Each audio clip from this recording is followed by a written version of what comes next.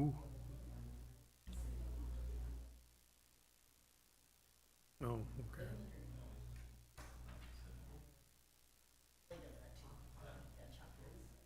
Okay, yeah.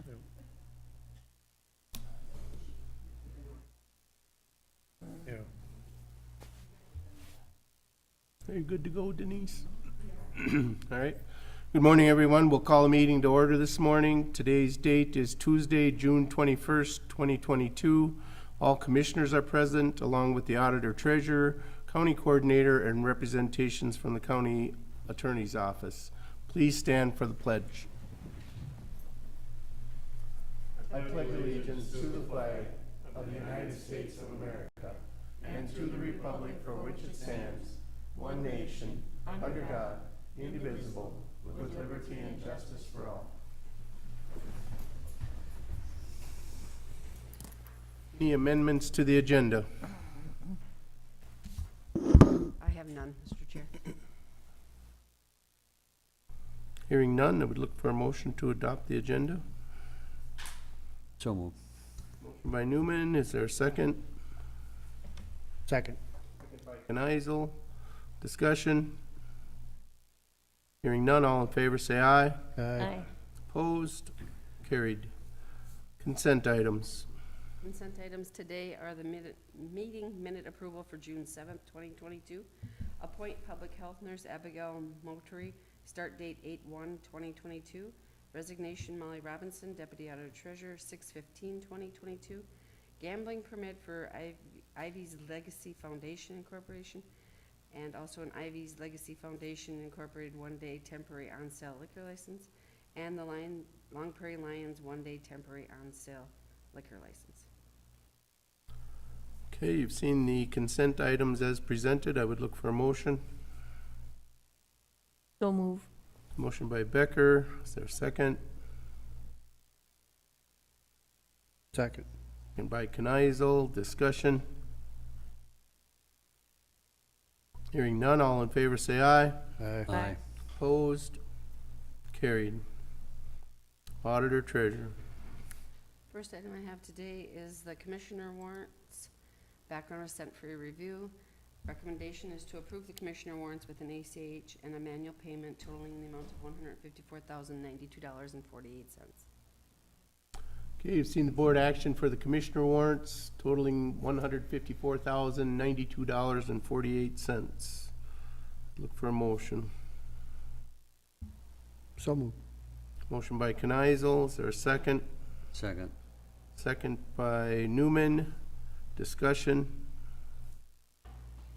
Hearing none, roll call. Commissioner Kneisel? Yes. Commissioner Newman? Yes. Commissioner Becker? Yes. Commissioner Kircher? Yes. Commissioner Erickson? Yes. The next item is the Health and Human Service Commissioner warrants. Background is sent for your review.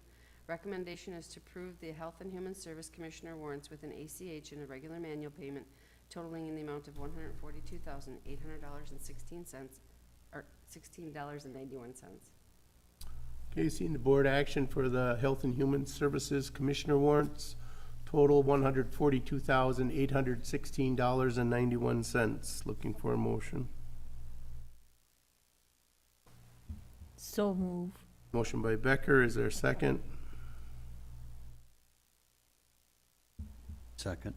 Second by Newman. Discussion. Hearing none. Roll call. Commissioner Becker? Yes. Commissioner Newman? Yes. Commissioner Kneisel? Yes. Commissioner Kircher? Yes. Commissioner Erickson? Yes. Next item I have then is the Health and Human Service SSIS warrants. Background is sent for review. Recommendation is to approve the Health and Human Service SSIS warrants with an ACH and a regular manual payment totaling in the amount of $79,947.58. Okay, you've seen the board action for the Health and Human Services SSIS warrants totaling $79,947.58. Looking for a motion. So moved. Motion by Kneisel. Is there a second? Second. Second by Becker. Discussion. Hearing none, roll call. Commissioner Kneisel? Yes. Commissioner Becker? Yes. Commissioner Kircher? Yes. Commissioner Newman, Yes. Commissioner Erickson. Yes. Next item I have is the 2022 Todd County Election Emergency Plan. Background: in 2016, Minnesota State legislatures passed legislation requiring that counties create and maintain a local election emergency plan by July 1 of every even-numbered year. The Auditor Treasurer's Office has gathered the vital information from our County Emergency Management Director and the municipal leaders within Todd County and have compiled all the necessary information into a formal plan document. The election emergency plan must be filed with the Office of Minnesota Secretary of State by July 1, 2022 for this election cycle. Options are to adopt the plan or to do not adopt the plan. And our recommendation is to adopt the plan for the 2022 Todd County election emergency with the correction, Commissioner Becker did note to me prior to the meeting starting, our Staples World contact, we still, the information we retrieved from Mike Wisniewski from EMS was Brenda at the Staples World, and that is incorrect. It should state Mark Anderson. So if you approve this today, we would be making that change to list Staples World as Mark Anderson as the manager.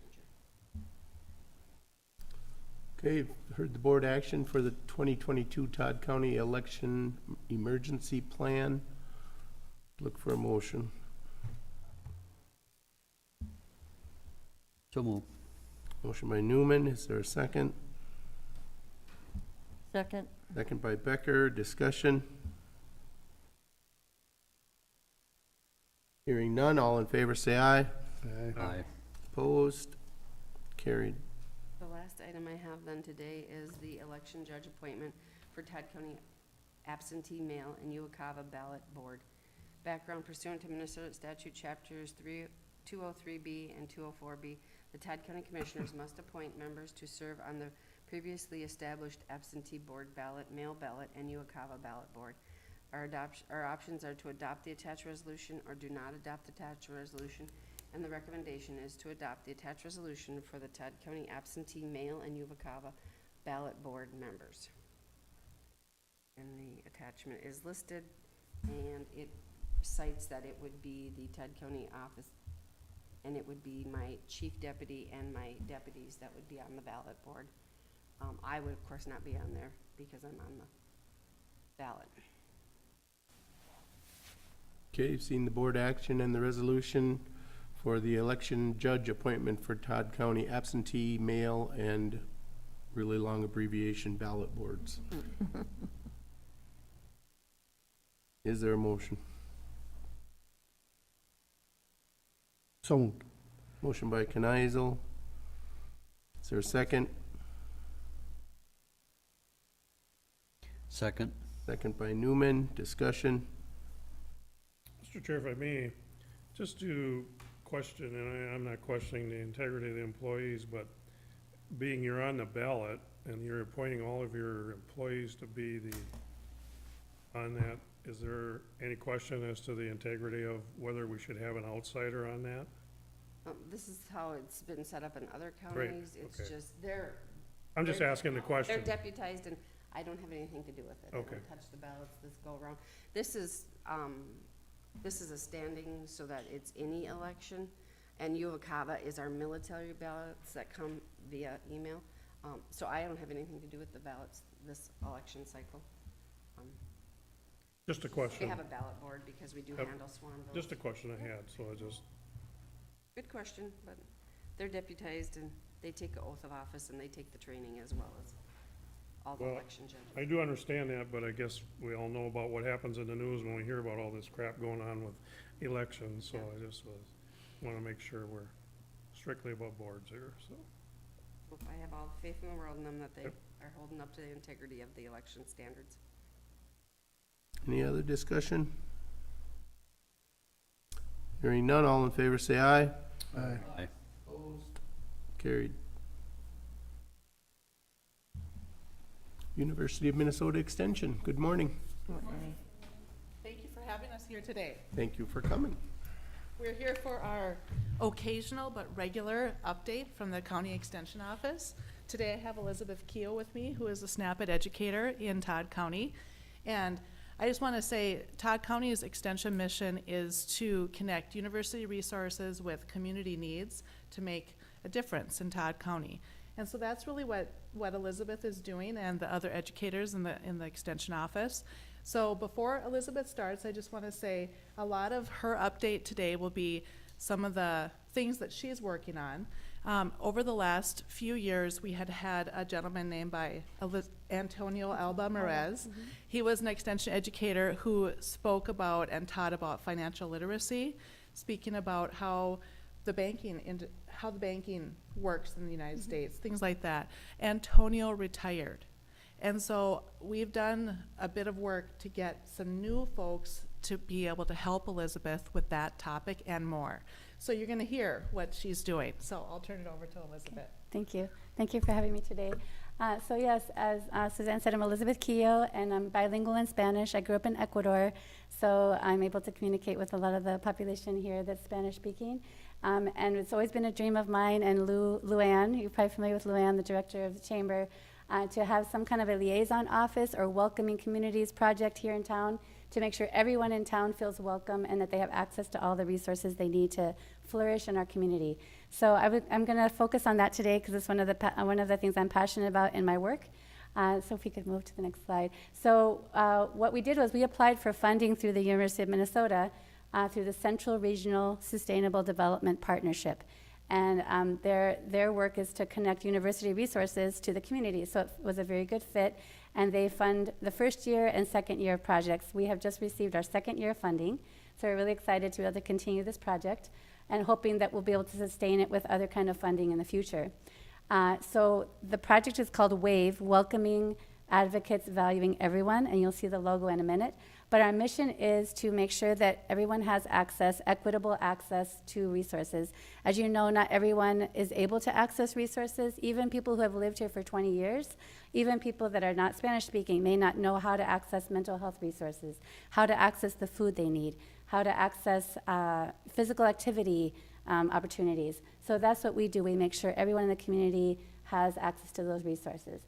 So here you can see a family that has immigrated here from Mexico, waving and just making sure, that we do that when we see people, that everyone feels like they belong here. So that's one of the missions of our project. We had Sergio, who's very talented, working with Health and Human Services, to create a logo for us. So we had some funding to do this. And we have the city colors, that we have for Long Prairie Colors. And we have the Spanish around translated, and we have some different promotional materials that we got created for that as part of our funding. So if we could have the next slide, please. And our vision, so we had our mission statement and our vision statement to make sure that everyone has access to resources, especially related to wellness, since that's the area of my work with nutrition, education, and physical activity access. So we could be the voice for the community, for the whole community, so Spanish-speaking community as well as English-speaking community, to advocate for justice and equity in our town, and to empower new and existing community members through making sure they feel welcome. So making sure that everyone has a voice in our community to be able to speak out and say what their needs are, and also for us to help orient and educate about what the expectations and responsibilities of living here is as well, so that everyone can feel comfortable and that they know what's expected. So we can have the next one. So our team, I love our team. We have the Director of Chamber of Commerce, Luann, and then we have Joanna, who is a professional translator from Puerto Rico, and we also have a business together called Vida, and we provide interpreting and translating for the community as well.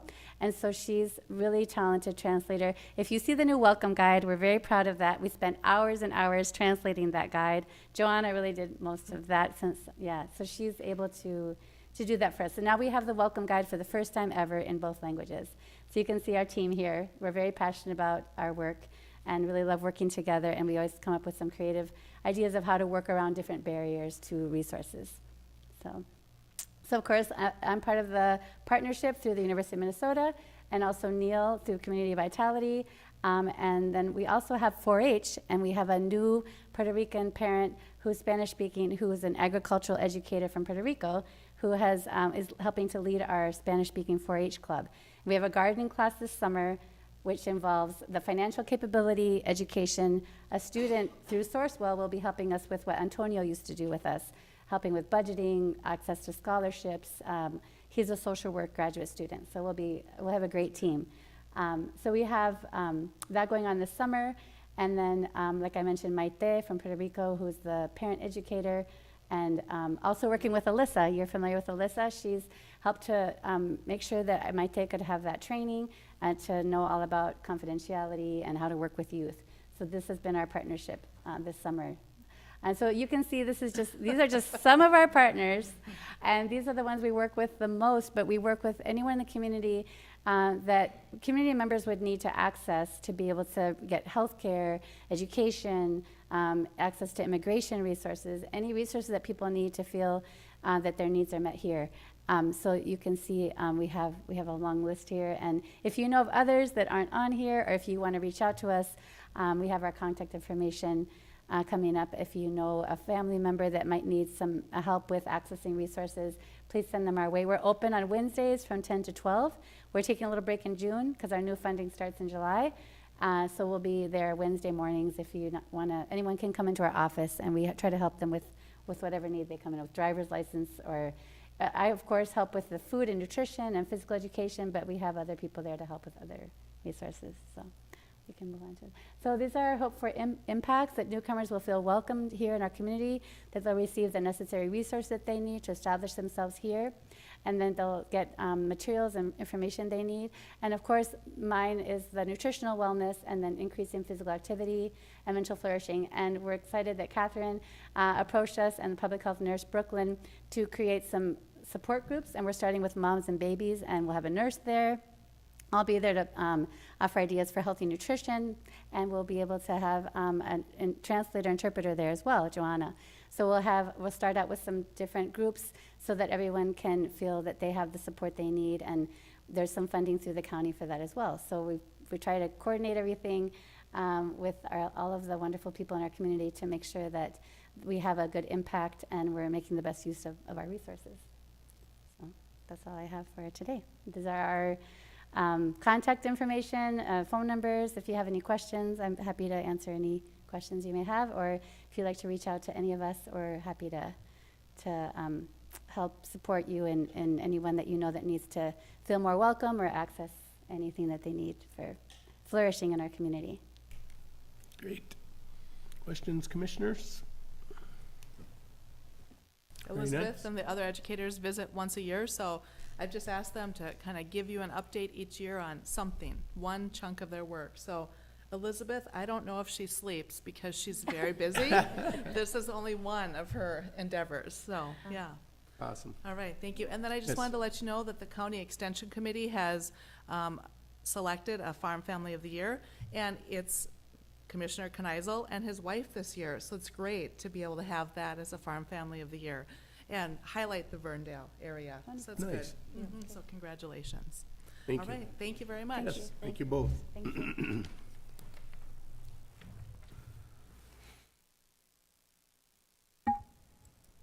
Central Minnesota Housing.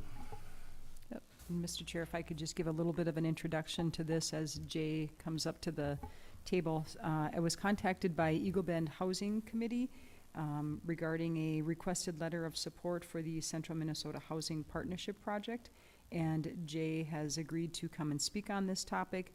I will just read a little bit of the background. Central Minnesota Housing Partnership is submitting a proposal to create affordable rental housing for seniors in Eagle Bend. A letter of support is requested from the Todd County Board of Commissioners to show support for this program. The options are to approve the Central Minnesota Housing Partnership letter of support or not approve, and the recommendation is to approve. So Jay, if you want to give a little bit of background to the project?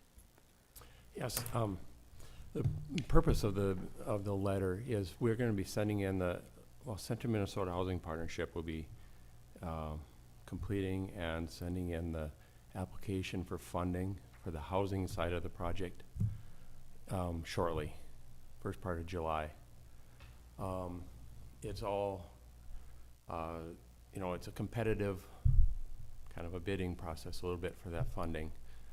And it's very important that we get letters of support. We've got, I think we've got around 20 letters so far, quite a few letters anyway, from different organizations, both local and not so local, that are aware of our project and support it. If maybe I could just give you a little progress report on what we're doing. The building, the main part of the school building in Eagle Bend was completed in 1941, 42. The auditorium gymnasium section was completed in 54. The ag shop area was completed in 64. You all know, very aware of the kitchen, Hilltop Kitchen being in the ag shop portion. That has been amazingly successful. It's just, I do a lot of work in there, IT work and stuff. I volunteer for them, and to watch that just work. They're putting out 500 meals a day, which is just unbelievable. Anyway, so the 3-story section that was completed in 42 is, we're looking at, I know you're all aware of this, but just to give you a recap, it'll be housing. 25 units of housing will be in there, apartments. We've got the historical application in progress for the historical building recognition, putting on the historic building register. That will give us a nice piece of money, some grant money availabilities to convert the building to housing. There are some restrictions on that, but as far as I'm concerned, they're all good. They are returning this. The outside of the building will look as it did in 1942. They will be doing restoration on the concrete, lighting, doors, windows, everything will be returned to the look of 1942. One of the things is, in 79, the school board, or the school, put in panels on most of the window openings. There are large, huge window openings in the classrooms. Basically, the outside wall was all windows.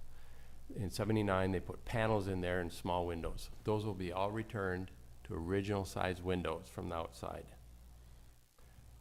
They will be a reflective glass. So the reason that's important, because on the inside, they can set a window where it makes sense, and it can be a solid panel where it doesn't make sense. If it happens that a bathroom is against that outside wall, you don't want it all windows. From the outside, it'll be all windows. From the inside, they can put windows where it makes sense and works. The classrooms that building is kind of unique. There are no inside supporting walls, and that includes underneath the auditorium. You can get in there and take out every wall, and that's a supporting structure. The architects are like a kid in a candy store when they go in there. They just love that building. It has been, we have had building engineers in there. The structure, the envelope of that building is absolutely rock solid. There isn't a crack in it. In fact, we've had a building engineer give us a recommendation that his take on the building was, with regular maintenance, it would be as it is now in 100 years. The Central Minnesota Housing Partnership is actually looking at a 99-year lease of the housing section. That's unheard of. But because of the quality of the structure, that's what they want to do, is a 99-year lease on the housing.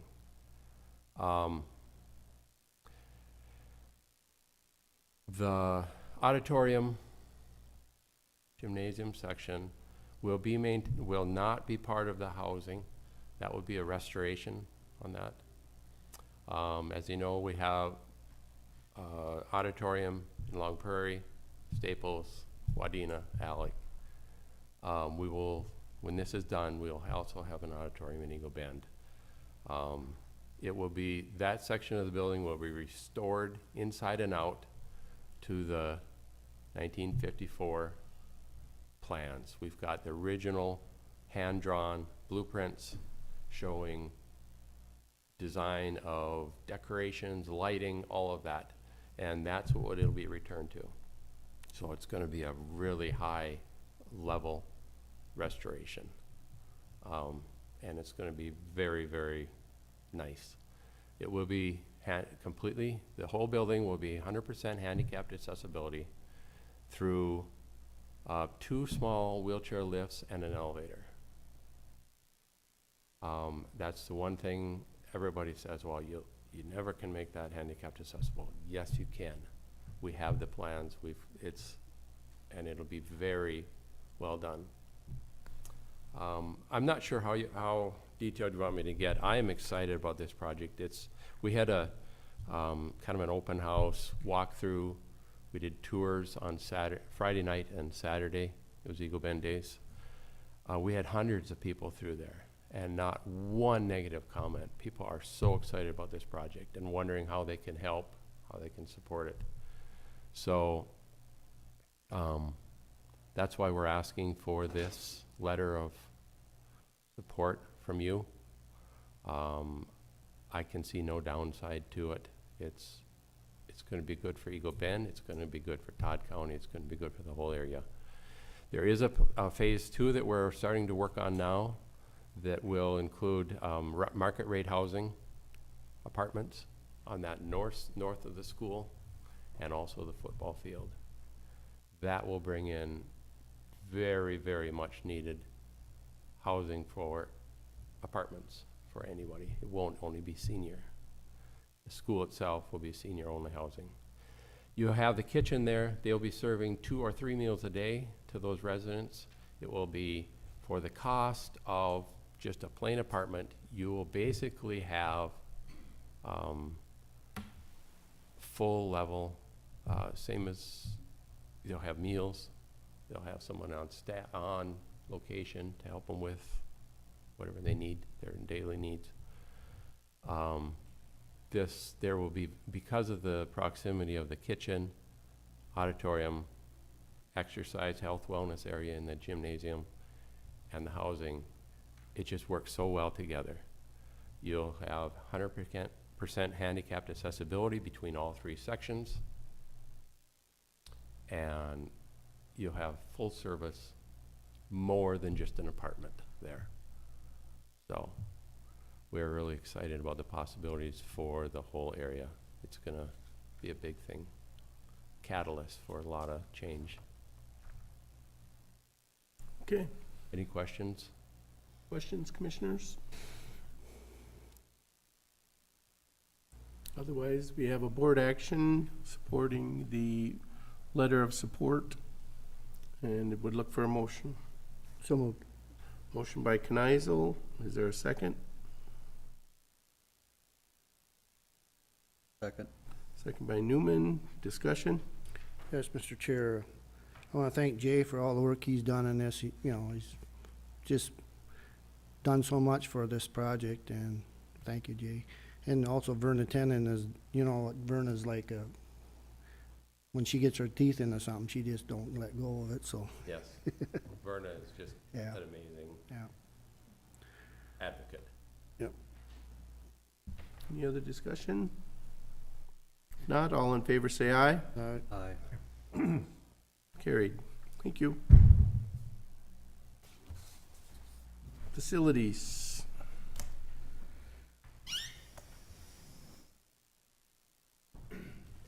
Morning, everyone. Morning, Mitch. So the topic is the approval for the professional services contract for the Justice Center roof and rooftops. The background is the Facilities Committee has been in the process of reviewing the Justice Center roof and rooftops in anticipation of resolving the issue. The Facilities Committee is recommending approval of the professional design service contract with Winseth for a total of $158,700 to develop a replacement plan, construction administration, and mechanical commissioning for roof and rooftops. The options are to approve the professional service contract with options by Winseth in the amount of $158,700. Option 2 is to approve the professional design service contract without options of mechanical commissioning in the amount of $136,700, or it's supposed to be option 3, do not approve request. The recommendation is to approve the professional's design service contract with options by Winseth in the amount of $158,700.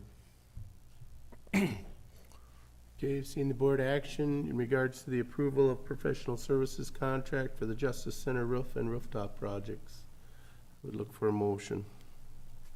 I'll make a motion for option 1. Okay, motion by Becker for option 1.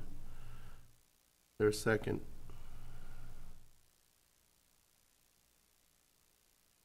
Second. Second by Newman. Discussion.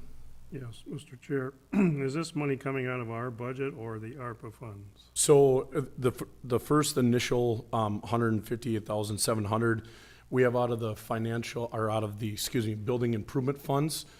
We could, however, change that in the future, but we're hoping to use in the future for the project itself, the ARPA funds is what we're hoping to do. But in order to get the project going, in our building improvement funds, we have a nice substantial amount of money that will cover this cost, the initial startup, and then we're hoping to use that price reflective. We're hoping to use the ARPA funds. So It's a lot of money, Mr. Chair, for consulting. It's a lot worse from others. yeah. And the sad part about it, that roof's been leaking since I've been a commissioner. Yeah. You know, unfortunately, it's the funds or the potential for funds weren't available for a while, and we've been doing, the facilities committee, we've been doing a nice job of controlling what we can control. However, with the project where it's at and the cost of it, it was unforeseen that we could do the project until of late with the potential of the ARPA funds. So we're really kind of pushing this forward because of so many issues and all the issues we've had in the past. It's just, it needs to be cleaned up, and we're hoping that we can get into this for a reasonable amount. What that amount is yet, your guess is as good as mine. We just have to start the process and hope for the best. Mr. Chair? Yes. If I may, during the ARPA meetings, I brought up to the sheriff how many rooms they have for positive airflow, and the sheriff told us they have 1. So in part of this money that we're gonna spend here, Yep. is there gonna be any research as to developing more positive airflow rooms in the jail? Because We can definitely, that's something we can look into. For right now, what we're looking at is just developing a plan, and where that plan goes, that can be a part of the project. We also would encourage, or I will be encouraging the facilities committee to do the same thing that we've done in the other annexes, a duct cleaning situation. And then the biggest thing is that we're gonna start the process and analyze where we're actually at, and what is a possibility with their design, because in past construction, in 1996, 97, when it was originally built, there was issues, and how they resolve those issues are a little bit unforeseen.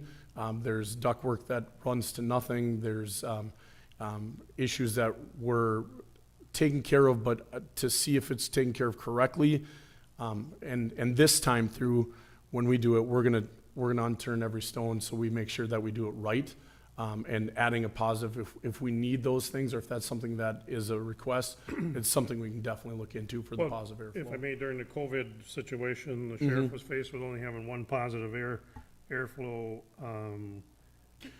room, and so he's also faced with other issues that come into the jail that would require positive airflow. So, on a positive airflow note, all buildings are a positive airflow, They're all under positive pressure. They're never really under negative pressure. Just certain, what you're talking is like an extra. It has to be its own circulation. Correct, Because if in the correct, jail yep. it's circulating To- to other cells, Yep. it's circulating the contamination to other Yep. cells. And one thing we're doing is looking at separating.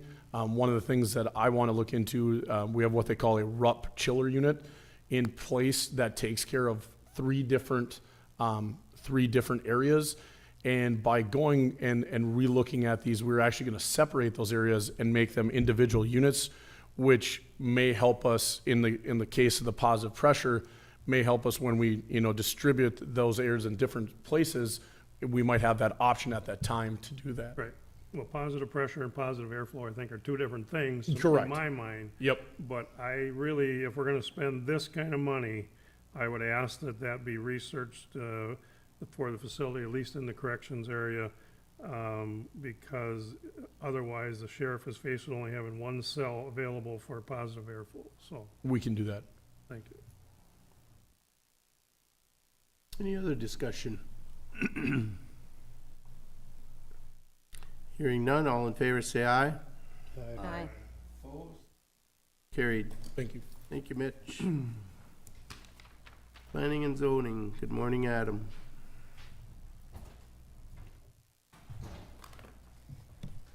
Good morning.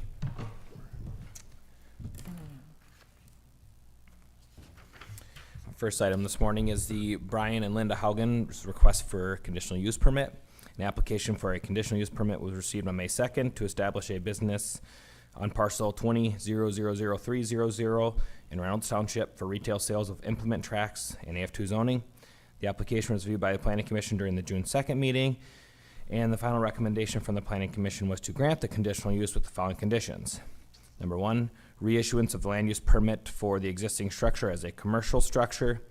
2, unpermitted structures be permitted and paid at the after-the-fact rate of 2 times the permitting fee. And 3, there should be no loading or unloading of goods within the road right-of-way. And 4, that the applicant must abide by all other applicable federal, state, and local standards. The option would be to grant the CUP with those proposed conditions, deny the CUP, or remand it back to the Planning Commission. The recommendation would be to adopt the findings of the Planning Commission and to grant the CUP with the proposed conditions. Okay, you've seen the board action. Look for a motion. So moved. Motion for number 1, correct? Correct. Motion by Newman for number 1 option. Is there a second? I'll second it. Second by Kneisel. Discussion? Hearing none, all in favor say aye. Aye. Opposed? Carried. And my next item is the Canuck Farm Plat 2 Final Plat. A subdivision request to establish a 2-lot preliminary plat on parcel 11-008-5500 in Graygle Township was submitted on March 15th. Preliminary plat was approved on April 19th by the Board of Commissioners with the following conditions. Number 1, that the cleanup of public nuisance items between lot 1 and 2 prior to final platting, and 2, that the applicant must abide by all other applicable federal, state, and local standards, including but not limited to the Sauk River Watershed District. Planning and zoning has completed the review of this application to determine that it is ready for final platting. The option would be to approve the final plat as presented or to deny the final plat, and the recommendation would be approval of the final plat to establish the Canuck Farm Plat 2. Okay, you've seen the board action for the Canuck Farm Plat 2 final plat. Is there a motion? So moved. Motion by Kircher. Is there a second?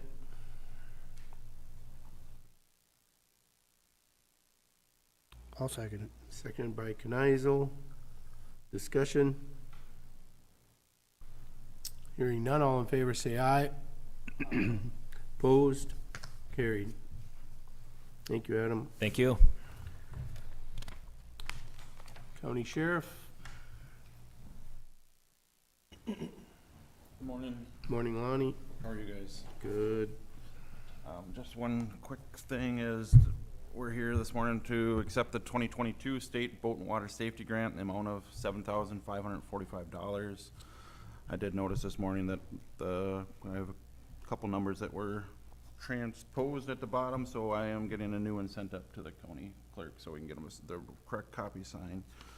So this is just our normal annual boat and water grant that we get through the state.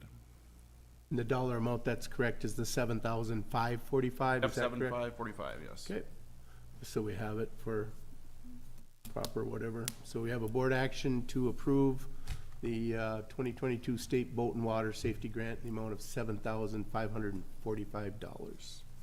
Looking for a motion. So moved. Motion by Kircher, is there a second? Second. Second by Becker, discussion. Hearing none, all in favor say aye. Aye. Opposed? Carried. Thank you, Lonnie. Yep, thank you. Health and Human Services. Good morning. We have one item today, a special assessment certification for a public health nuisance. A little background, a public health nuisance violation was identified on Todd County parcel number 18-0036800 in accordance with Minnesota State Statute 145A. A notice to voluntary abate the public health nuisance was served on March 21st, 2022, which requires compliance within 10 days. After 10 days, a follow-up inspection was made and confirmed the nuisance had not been abated. Due to noncompliance, the nuisance was removed, and the cost of doing so will be charged and assessed against the property. Two options. Number one is to approve the special assessment on Todd County parcel number 18-0036800, or two, to not approve. And I want to thank John for his help on this. Okay, you've seen the board action in regards to the special assessment certificates, public health nuisance, with the parcel as listed. Looking for a motion. So moved. Motion by Kneisel, is there a second? Second. Second by Newman, discussion. Hearing none, all in favor say aye. Aye. Opposed? Carried. Thank you. Thank you.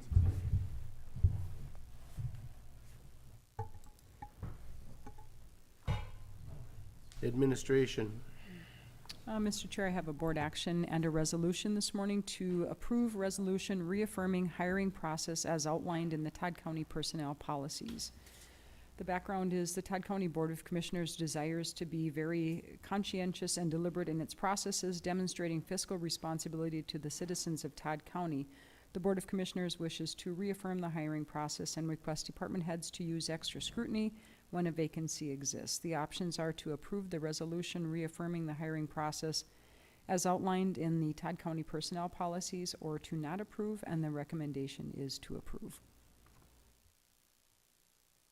Okay, you've seen the board action in regards to approving the resolution reaffirming the hiring process with a few word changes in regards to removing the COVID part of it out of there was really the only change. Is that correct? That is correct, Mr. Chair. Yep. And if Denise would scroll down, we can get to the actual There we go. resolution. Thank you. Yep. They used to talk in regards to the fact that kind of sounded like it was going to end when COVID ended, but I think it's a good thing to acknowledge that we're doing it on a continuous basis, so. That is correct. Yep. Any other comments, questions? Otherwise, I would look for a motion. So move.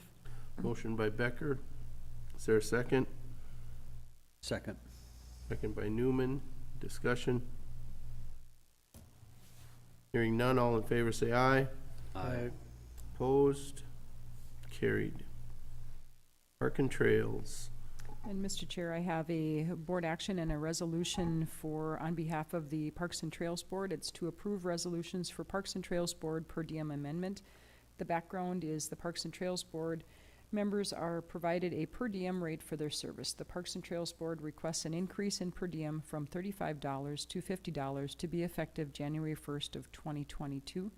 The options are to approve the resolution for per diem rate amendment for Parks and Trails Board members effective January 1st, 2022, or not approve, and the recommendation is to approve, and there is a prepared resolution as well.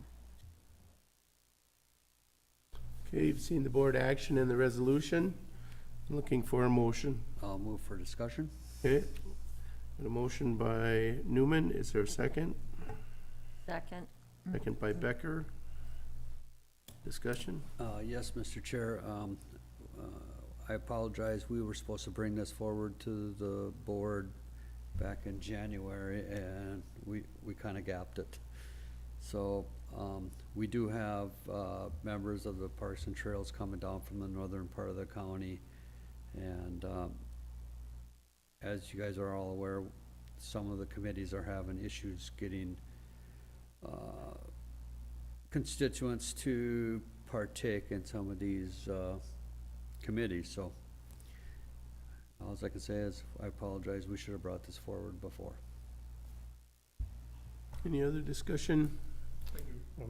Yep. Oh, go ahead. Does this, have we reviewed all per diems and all of the things that we I have? think the answer to this, and correct me if I'm wrong, is the board oversees some of them and not some of them, and that's where we kind of missed this. That's correct. Was some are to be set by board and some are not.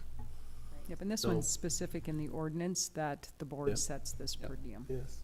But, Which ones are not? well, that would be a really good thing to look at, Dave, to be very honest. I think that would be a good thing to review by the board. But I think it's usually brought forward by the Committees. committees to the board, and we just didn't realize that we, But I would think some of them probably don't know how to do that or how to approach the board to change that. there's been some of them set for a long Right, time, right. very low. I Yes, think it'd be a good suggestion to look at this through finance. that'd be good. Yeah. We could do that. My question, do they receive mileage at all? They can, They can? yes. Okay. They can get mileage, yes. Yep. Any other discussion? Hearing none, all in favor say aye. Aye. Opposed? Carried. Thank you. Public Works, good morning, Lauren. Good morning.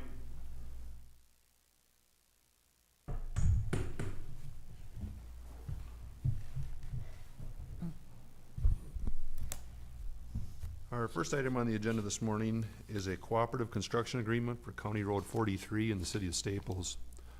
And the background with this is on May 10th, 2022, the city of Staples approved the attached CASA 43 cooperative construction agreement for a planned reconstruction project scheduled for the summer of 2025. If I may, before we get into this, just go down to the map that I think I have attached.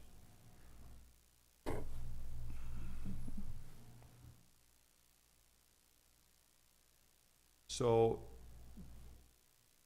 the colors didn't get in there. So, if we want to scroll down, I'll just stand up here quickly. This is CASA 43 of 4th Street in the city of Staples. Here on the south side is Highway 10. The first two blocks were reconstructed as part of the Trunk Highway 10 turnback, I believe in the summer of 2010. So as part of this project, we'll just be overlaying these portions. But the remaining portion of CASA 4th Street goes from here all the way up to Warner Road. If you want to scroll down farther, goes up past the Catholic, the other way, past the Catholic Church, past the middle school, up to the county line of Warner Road. Talking with the city of Staples, their utilities are getting to the point that they need to be replaced. There's a lot of breaks, there's a lot of plugged sewers, and that's an expense to the homeowners as well because they have to fix from the lot line all the way out to the main. So as part of this project, all those utilities, those service lines will be replaced. So with that, our pavement is also getting to the age that it needs to be replaced or overlaid. So that's why we've been meeting with them over the last, I'd say, couple months to come up with this cooperative construction agreement to do a construction project in the summer of 2025. So with that, our options are to approve the attached cooperative construction agreement or do not. And our recommendation is to approve the attached cooperative construction agreement. Okay, you've seen the board action in regards to the CASA 43 cooperative construction agreement. Looking for a motion. So move. Motion by Becker, is there a second? Second. Second by Kneisel. Discussion? Yes, Lauren, the relay, and new construction, is that by where the old stoplights were? Is that the starting point and stopping point on that map? It'd be just the intersection on the south North. side of the church. So from the Highway 10 Be to the old north. stoplights Yep. and one block north, Yep. that's already was reconstructed in the summer of 2010. Okay, So we'll be going from there, basically past the Catholic Church north, north, up to the Warner Road. okay. That was, what confused me, cause I thought we did the whole way, but we didn't, did we? Nope, we just did the bottom 2 blocks because that was the connection to the utilities there when we did that project. Any other discussion? Hearing none, all in favor say aye. Aye. Opposed? Carried. Our next item on the agenda is unfortunately another unique incident. And I'll just get into it, and I'm hoping there's a lot of discussion on this. And it's for our second amended purchase agreement for a 2022 plow truck. And I'll quickly summarize the background. Basically, you as the board approved the purchase of this truck last November as part of the state bid process, because that when the bid was going to terminate through the state bid process. Then in April, Boyer Motor let us know that Daimler Truck Corporation basically closed purchasing or producing the 4700 series truck and replaced it with a 47X series truck. And with that came an additional $15,000, basically $500. So I brought that to the board and you approved that.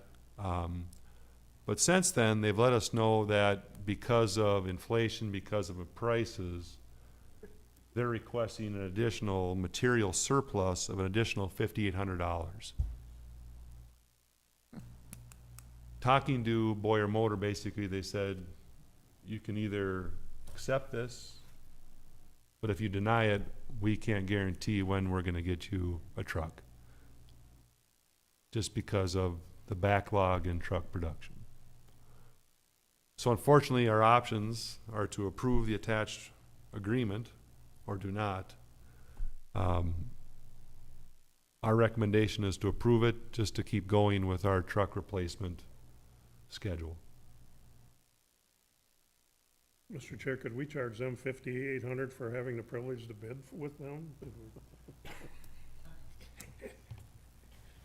If I may, Commissioner Kirker, the difficulty I have with it is that it was part of the state bid process. I know. Yeah, but they got you. I mean, it's kind of, what What are you gonna do if you cancel it? You're gonna start over and it'll be worse. We're gonna start over, and it could be a year, year and a half. Well, and the price probably be worse. Right. Could be.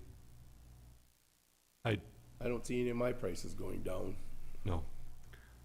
I just feel that Well, what's our hands next, are though? tied. I mean, they're saying inflation, but that's gonna continue, so what's next? I don't know. And as that continues, our trucks are out on the roads doing their work. They continue to break down. Yep. Parts continue to go up. Breakdowns. You know, we can have a truck sit there for a couple weeks just trying to get a part. In the winter, that's a scary deal That's the next thing. as snow continues to pile up. Lauren, are there other bidding companies or other companies a person could look at or We have, there's obviously Mack Trucks International. We've looked at all those, and these are the ones that we feel are the best bang for the buck at that time when we went to the Western Star. Well, still the problem is making the trucks. No matter where you bid it, you still gotta be able to get the truck. Yeah, they're having the same issues. It's just not Western Star. I know other commissioners from other counties say the same thing, that, you know, they have trouble getting stuff.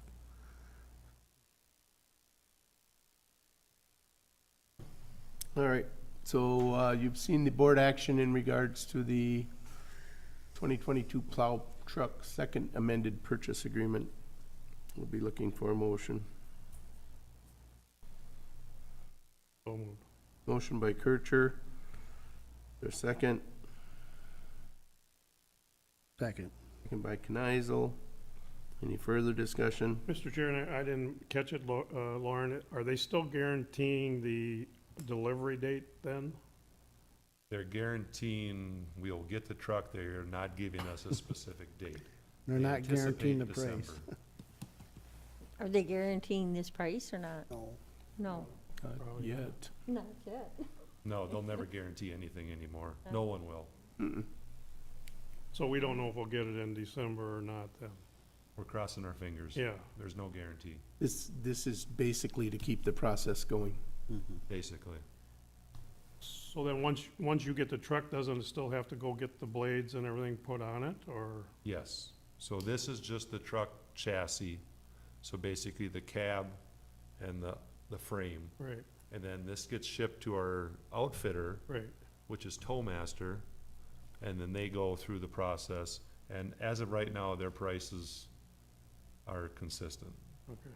with what we bid How does, last. how does fall. their schedule go with Towmaster? I mean, Towmaster means we was, can't get a date to even schedule it. they've got us blocked in. At one point in time, they called us and said, if you can get us a truck, we've got a spot for you because of some, Same type of stuff, I'm I think sure. of some international trucks or Mack trucks couldn't get there because of the computer chip issue. Sure. So they're at wit's end as well, trying to keep their schedule full. Right. So it's still more downtime. I mean, you can get the truck, but you still got more downtime to get all the Absolutely. equipment on it, so. We probably won't get it for this next snow season. Right.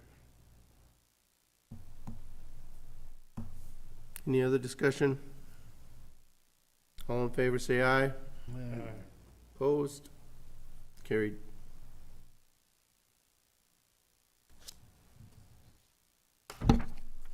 So our next, I guess, item is scheduled for 10. Should we wait for that?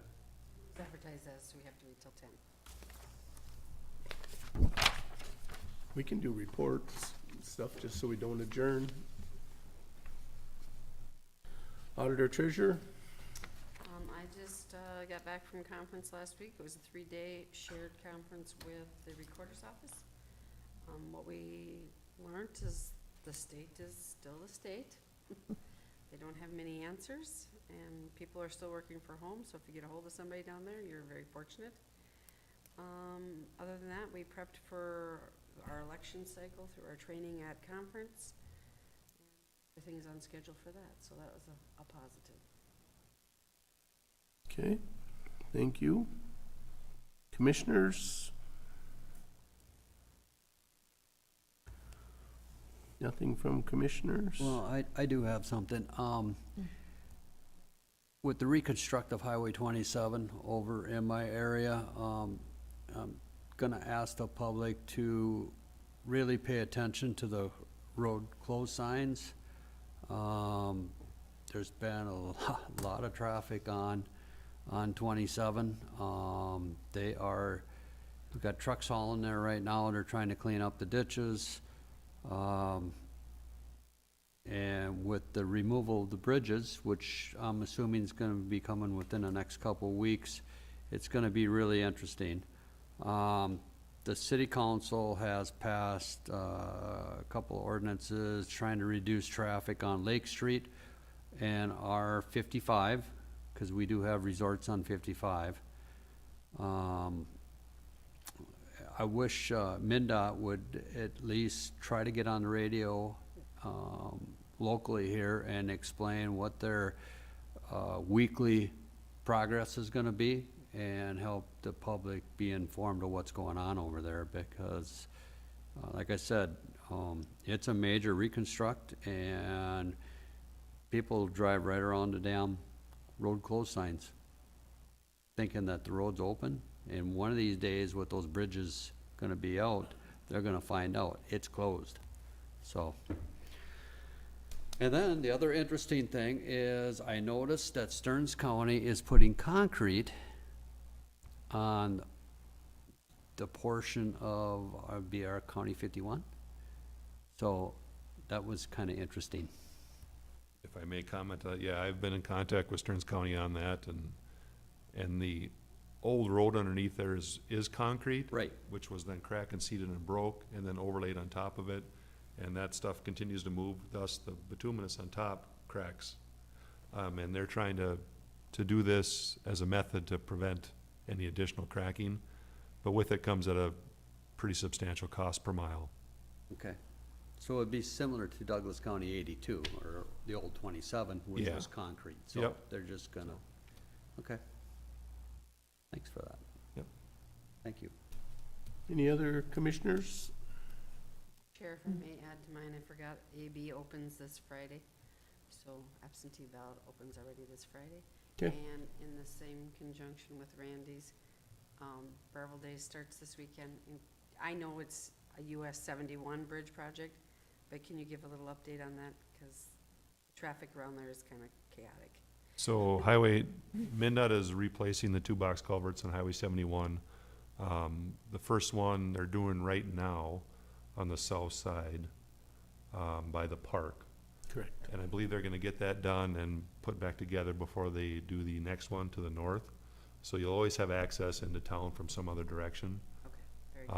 I get asked that a lot, so thank you for Yeah, clarifying whether you that. come in from the east, or come around the detour and come in from the north. But you can get to Barville.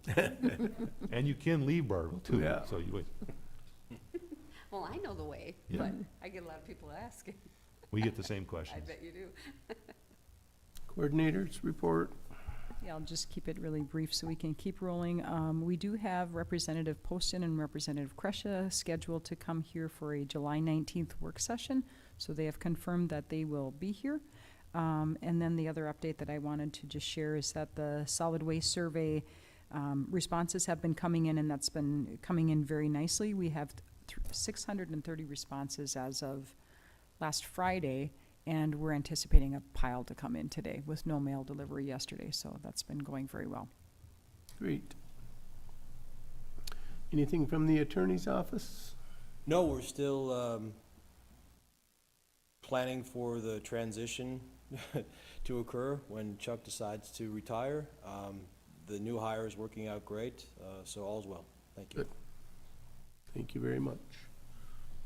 And there's your 10 o'clock time slot. Good timing.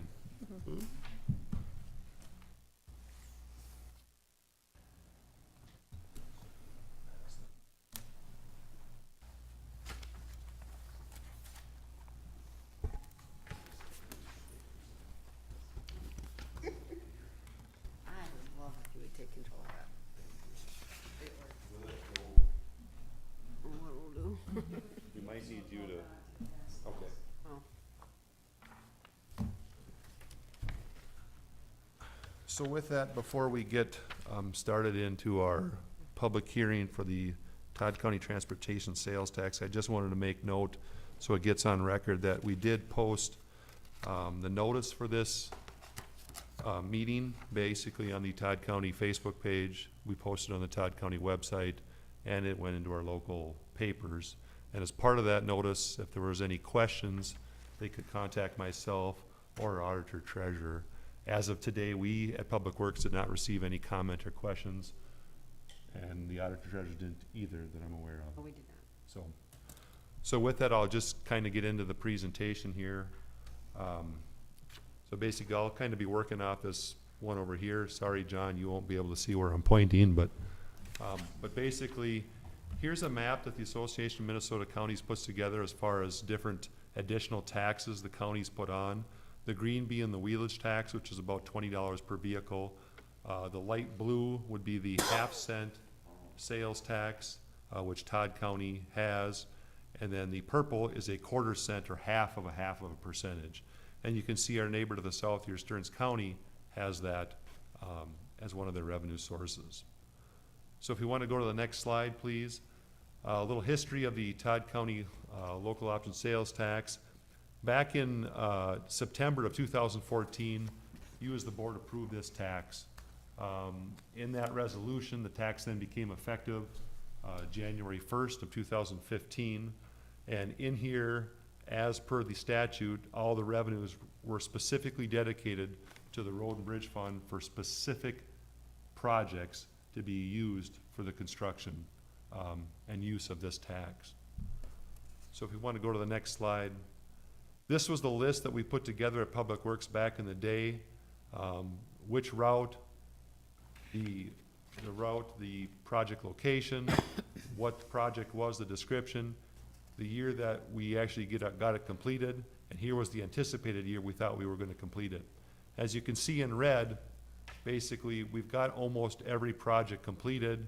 We've got 2 more remaining, and they're scheduled for the summer of 2024. So as part of that, if we want to go to the next slide, the money comes into Road and Bridge basically twice a month. And Lori does a great job of keeping track of that. And you can see our revenues over here have basically increased from the first year of about 500,000 all the way up to right now at just shy of $1.1 million. Our expenditures, which is our project costs, have been below that, and you can see at the end of every year, the amount in our fund has continued to increase. And by the end of fiscal year 2024, we'll have a substantial amount of money left in that account. So going on to the next slide, please. So as part of that, kind of revising or reviewing that statute, this statute, 297A.993, authorizes the tax. But as part of that, that statute requires that the tax will terminate when sufficient funds or revenue have been accumulated to fund all the projects listed in the original list. So as I go back to that previous slide, all the projects will be completed in 2024. So we as the county, you as the board, need to decide whether or not to continue the tax or terminate the tax, because we'll have enough revenue generated to complete all those projects. So moving down to the next couple slides. So look into the future of what's this tax gonna do, what can we use it for, how would it be used on our local system. And our local system meaning our county roads, not state aid roads, but county roads, those numbered 57 to 107. Here's basically a summary of every county road, and I apologize for it being small, but basically every county road, their location, their start-end location, their mileage, and the last year it was paved or surfaced in gravel. Taking this data with what our current costs are per mile, so currently for us to gravel a road, it costs about $30,000 a mile, and that's a 2-inch lift of gravel. To overlay a existing bituminous road, it costs about $100,000 a mile. And to pave a road, it costs about $250,000. And this is adding a little bit of inflation from what our costs were earlier this spring. Taking that into account, moving on to our next slide, taking that data and making these 4 basic assumptions: a 3% annual revenue increase, a 3% annual construction inflation, a 20-year pavement life cycle. What that means is every 20 years we overlay the road. An 8-year gravel life cycle, which means every 8 years we put a 2-inch lift of gravel on the road. We take all that together and blend it into a spreadsheet, and it gives us the next slide, which is this massive spreadsheet. That's crystal clear, right? Everybody understands that? No, right? You're thinking, Lauren, you're crazy. I don't even know what this means. But as I graph it, it'll become pretty obvious what I was intending for this summary. So going on to the next slide, here's basically our revenue over time, and we're looking at currently from today, 20 years out, what's gonna happen with this tax. Starting here at right around $1.1 million in 2022, taking 3% inflation, by the time we get to 2043, will be just over $2 million per year. Going on to the next slide, so basically here on the bottom, if we annualized out that cost of putting a 2-inch lift of gravel on every single county road once every 8 years, this would be your annual cost per year. If we did that 1.5-inch overlay on our asphalt or paved roads, we'd see this cost, the one in blue, annualized out through those 20 years. Combining these two costs, our gravel roads and our paved roads, we get our total cost of keeping up our county road system. You can see it goes from right around now, our annual cost of about $900,000, just to about $1.6 million per year in 2043. Taking this purple line right here, going to the next slide, and comparing that to our revenue, and we saw that revenue graph before, you can see that our costs or our needs to keep up our county road system are well below what our red line or revenue would be. So basically what I'm saying is our tax, if we re-implemented the Todd County Local Option Sales Tax, it will cover all of our needs on our county road system, just our maintenance needs, basically our paving and our gravel surfacing. It'll cover them basically for the next 20 years. Now, the question you're gonna ask is, well, Lauren, there's a difference. There's leftover. You can see the red versus the purple. There's a gap. So if we go to the next slide, that gap is right down here on the bottom, or purple. If we didn't do anything with that additional money, over time, we'd have roughly about $6 million in additional funding. So the question would be, going to the next slide, the key points to this study is it funds all of our paving, it funds all of our graveling, and it also will fund in the next 20 years any unknown project contingencies, if we have pipes that fail, roads that break up that need to be regraded a little bit, but we'll also fund some major bituminous surfacing projects.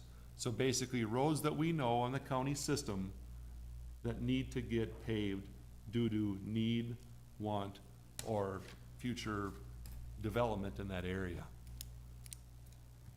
So going to the next slide, we put together a list, a new list for fiscal year 2023 through 2042, a 20-year list of potential projects. And we basically listed every single county road on that list that we as the county then can decide in our 5-year capital improvement plan which projects we want to do. So going down that, that's basically starting at County Road 58 all the way down to 95, going down to the next slide, 96, moving down to our next slide, and ending at County Road 106. Also included in there is the Lake Wobegon Trail. Since Lake Wobegon Trail can be used for this tax because it is some form of transportation, we can add a project on the Lake Wobegon Trail for a potential overlay in the near future. So taking that into consideration, our recommendation at this time basically is to approve a very similar resolution that we approved before to implement this tax. And it would continue, it would authorize the continuation of the local option sales tax with the funds being dedicated to the Road and Bridge Fund and the recommended county road project list, which we just saw before. In summary, basically based on the current market conditions, costs, inflation needs, this tax should, for the next 20 years, cover our whole county road system with no increase or use of property taxes or local levy. There are a lot of assumptions out there as part of that. I'm assuming 3% inflation, I'm assuming 3% revenue increase. Do I know that they're gonna be correct? No, but we have to assume something. Will our needs change in our road system? I don't know. They've been pretty consistent so far. We're taking that as an assumption. But taking all those into consideration, we think this is a good, wise choice for the county to continue that tax and fund our local road system with that for the next 20 years. Questions? One thing you would know and probably can answer then, how has that 3% inflation thing compared over the past 20 years? We've never looked at the past 20 years. It'd be interesting to see as far as asphalt. Asphalt goes with the price of oil, and it goes up and it goes down. Right. It'd be fun to graph that and give more of a linear approach to it. That was my theory, just seeing how it had done the past 20 Yeah, in comparison to, you're right, you have to pick a number, I get it. yeah. But it was just something, we could look at the past 20 and just see how that averaged out, if it was Sure. close to that 3 or, you know, I get it, other years are gonna be different, but, But revenue also is on a very similar trend. yep, Revenue inflation, unfortunately, helps our revenue. right, As the cost of goods and services increase, people are gonna pay more tax because it's percentage based. yep. So hopefully the inflation of our construction matches the Yep. inflation of the revenue because of the goods and services that it came from. If that makes sense? Yep, it does. Yeah. Sure, one thing I didn't hear you mention was the cost of for our capital improvement building project, which I think I read in subdivision 2 that we can use some of that money for that. We probably could. You didn't jump at that too fast. I didn't include that because I kept it specifically for road projects. I understand that, but And as of right now, we do have a process to help fund that. we do, yes. Yep. But we also could have another process to aid and speed up the project. Yep. If it need be, and I still think we need to be looking for land, but that's beside the point. But, you know, I still think, commissioners, that a chunk of this should be set aside for some of the building costs for our new transportation building. And I am in supportive of the Wobegon Trail. I think that's one that we need to do, Randy, and, you know, we know that's gonna be quite costly, but, If there's an interest for that, what we could do, if we wanna scroll back down to that list of projects, we could put, nope, one back up, at the bottom of that list, we could easily put a line on there and generalize it to say, use of, come up with a name for the well, I'd like to see some transportation discussion building. from the board on that, but maybe other board members aren't supportive of that. But I just think the way it appears to me is it's gonna be sufficient funds coming up to support our projects, but, and have a little bit left over, we could allocate some money toward the cost of a new transportation building, so. Yep. I like the idea, it gives us options in the future. Right. I guess my question, Lauren, is how do you get a road on high priority or placed high enough for some of this dollars to be worked on? And I'm talking 81, and I think that's been in discussion for many years, to be able to get that hard. That'd be a great topic of conversation for our You know. road meetings. We would look for guidance from the board on what to choose. And that, those choices will come at a later meeting, at the road meeting, fall road meeting, or Yeah, so forth? this, as you can see how I framed it here, we put basically every potential project on there. Right. And counties learned this over time. When this tax came out in 2014, everybody went to specific projects, you know, and we wanted to do this one, and this one. And unfortunately, that kind of tied our hands together. That's the only things we could do. You can see now, we kind of open it up, and we can do a lot of other options as the needs arise in the future. But basically, to answer your question, I think, at the next road meeting, we can talk, and I can have as a topic of conversation, what attributes besides traffic count, or usage of the road, that we could look at in our county road systems as to where we should invest our, not remaining dollars, but extra dollars, to fund or pave those roads. 81, 95, 68, 98 down in Commissioner, no, that'd be your district, sorry. Some of those areas, so. Yeah, and I mean, I have county roads in my district, 93 is one of them, that in the spring, you're lucky if you can get through it because you get stuck in the middle of it. So, I mean, there's county roads we gotta take a look at and take care of the problems that continue to exist. And, you know, when you have black mucky dirt coming up in a county road, it doesn't look very good at the county level. But I just want to add, St. Louis County, what they do is they put a sign up that this road was paid for by your local option sales tax. So anybody driving that road that was redone sees that sign and says, my God, you know, my local tax base is paying for this road or this project. So that's something we should look at, you know, as we utilize the sales tax option, is put a sign up and say, hey, this road was paid for by the local sales tax option. That way the people know where their money's going. So, Well, to me, it's more of a fairer tax, because everybody using that and buying gas or whatever they're doing in the county is helping pay for those projects. exactly. It's not just the local people. No, It's true. whoever's, But It's the fairer tax that I see, although I don't like taxes, but it is the fairer tax of usage, so. Do we have to have another public hearing then, or what? This is it. This is it? That's it. Okay. So as part of that, if we want to scroll down to the next slide, I prepared this resolution that you can see attached here. And they basically, I'm recommending that at the next board meeting, which would be July Fifth. fifth, I'll be bringing this up for your consideration. Our recommendation will be to approve it.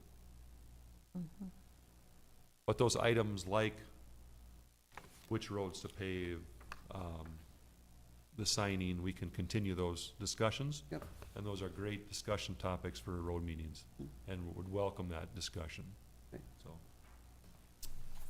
I've been in, or was in favor of this when we initiated it back in 2014, very much so, and it's worked out to be a really good thing for the county, I think.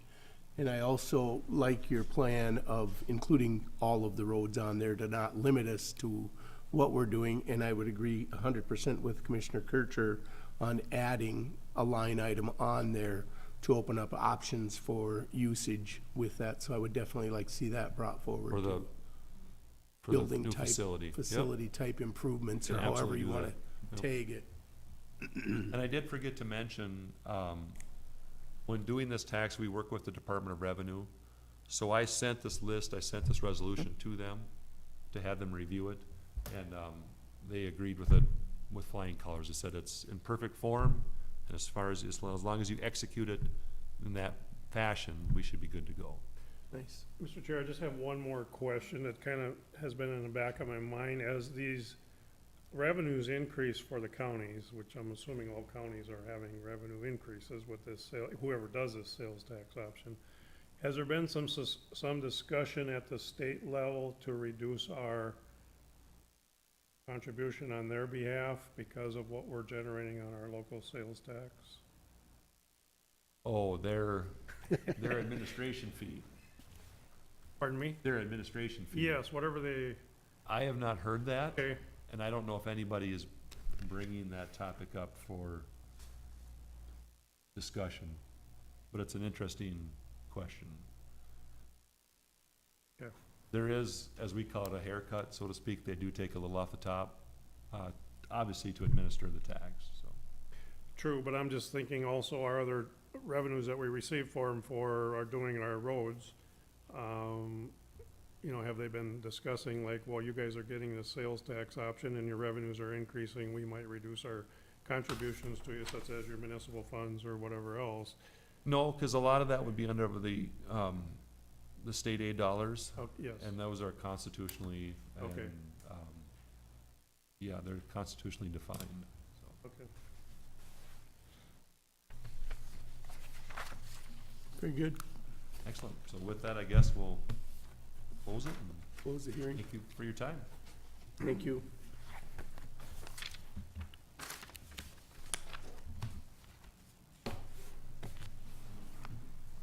All right, anything else?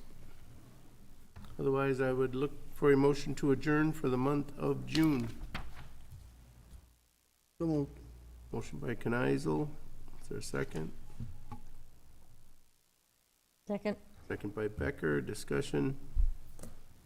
Hearing none. All in favor, say aye.